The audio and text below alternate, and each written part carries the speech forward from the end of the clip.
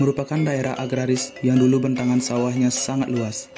Kini Pulau Bali mengalami infrastruktur yang sangat pesat dan menjadikannya Bali dengan infrastruktur yang modern dan berbasis budaya. Bali yang terkenal memiliki banyak destinasi wisata.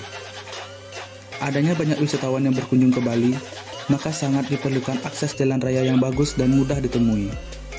Sebelum itu, mari kita bahas sedikit apa saja agregat atau batuan yang ada pada konstruksi jalan, terutama jalan aspal.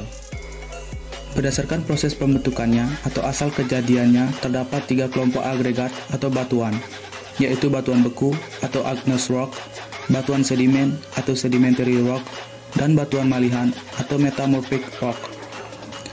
Yang pertama, batuan beku. Batuan beku berasal dari magma yang mendingin dan memadat.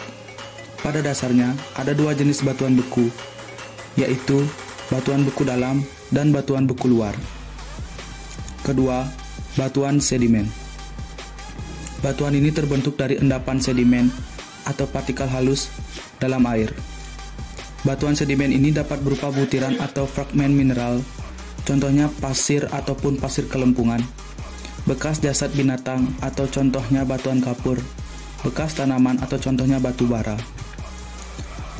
Yang ketiga, batuan metamorfik atau malihan.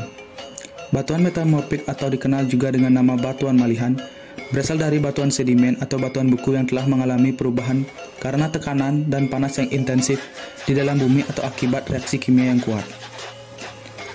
Berdasarkan sumbernya, batuan atau agregat untuk campuran beraspal umumnya diklasifikasikan berdasarkan sumbernya, yaitu agregat alam, agregat hasil pemrosesan, dan agregat buatan atau agregat artifisial. Yang pertama, agregat alam atau natural aggregate. Agregat alam adalah agregat yang digunakan dalam bentuk alamiahnya dengan sedikit atau tanpa pemrosesan sama sekali. Yang kedua, agregat yang diproses. Agregat yang diproses adalah batuan yang telah dipecah dan disalin sebelum digunakan. Yang ketiga, agregat buatan. Agregat ini didapatkan dari proses kimia atau fisika dari beberapa material sehingga menghasilkan suatu material baru yang sifatnya menyerupai agregat. Itulah beberapa penjelasan tentang agregat atau batuan yang terdapat pada konstruksi jalan aspal. Selanjutnya, kita akan membahas alat berat apa saja yang digunakan dalam proses pembuatan jalan aspal. Yang pertama, ekskavator. Ekskavator adalah alat yang digunakan untuk pekerjaan galian dan timbunan. Yang kedua, vibratory roller. Vibratory roller adalah alat pemadat yang menggabungkan antara tekanan dan getaran.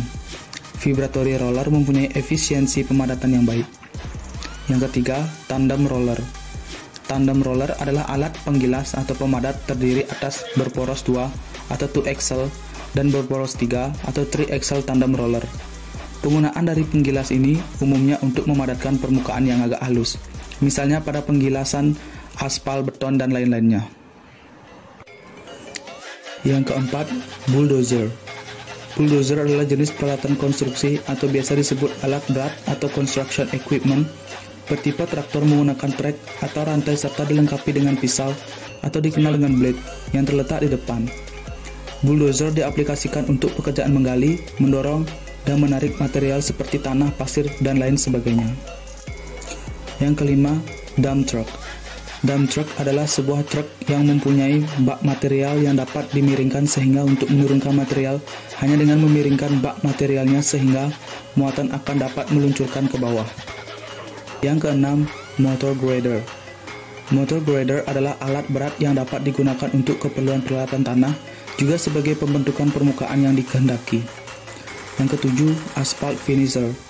Alat ini berfungsi untuk menghamparkan aspal olahan dari mesin pengolahan aspal serta meratakan lapisannya. Yang kedelapan, pneumatic tire roller. Pneumatic tire roller merupakan alat berat yang menjadi penghalus dan memberikan kepadatan maksimal pada saat pengaspalan. Yang terakhir akan kita bahas yaitu jenis-jenis kerusakan yang ada pada jalan aspal. Pertama, retak kulit buaya atau alligator cracking. Retak yang berbentuk sebuah jaringan dari bidang persegi banyak atau poligon kecil menyerupai kulit buaya dengan lebar celah lebih besar atau sama dengan 3 mm. Jenis kerusakan yang kedua yaitu kegemukan atau bleeding. Bentuk fisik dari kerusakan ini dapat dikenali dengan terlihatnya lapisan tipis aspal atau tanpa agregat pada permukaan perkerasan, dan pada kondisi temperatur permukaan perkerasan yang tinggi akan terlihat jejak bekas batik bunga. Kerusakan jalan yang ketiga yaitu retak kotak-kotak atau block cracking. Retak kotak-kotak ini berbentuk blok atau kotak pada perkerasan jalan. Retak ini umumnya pada lapisan tambahan atau overlay. Jenis kerusakan yang keempat yaitu cekungan atau bumps and sags. Bendul kecil yang menonjol ke atas, pemindahan pada lapisan perkerasan itu menyebabkan perkerasan tidak stabil. Jenis kerusakan yang kelima yaitu critting atau corrugation. Kerusakan ini dikenal juga dengan istilah lain yaitu ripples, atau bentuk kerusakan ini berupa gelombang pada lapisan atau dapat dikatakan alur yang arahnya melintang jalan dan sering disebut dengan plastic movement. Jenis kerusakan yang keenam yaitu amblas atau depression. Bentuk kerusakan yang terjadi ini berupa amblas atau turunnya permukaan lapisan permukaan perkerasan pada lokasi-lokasi tertentu dengan atau tanpa retak. Jenis kerusakan selanjutnya yang ketujuh yaitu retak pinggir atau edge cracking. Retak pinggir adalah retak yang sejajar dengan jalur lalu lintas dan juga biasa berukuran 1-2 kaki atau 0,3 sampai 0,6 dari pinggir perkerasan. Jenis kerusakan selanjutnya ada lubang atau potlos. Kerusakan ini berbentuk seperti mangkok yang dapat menampung dan meresapkan air pada badan jalan. Jenis kerusakan selanjutnya rusak perpotongan rel.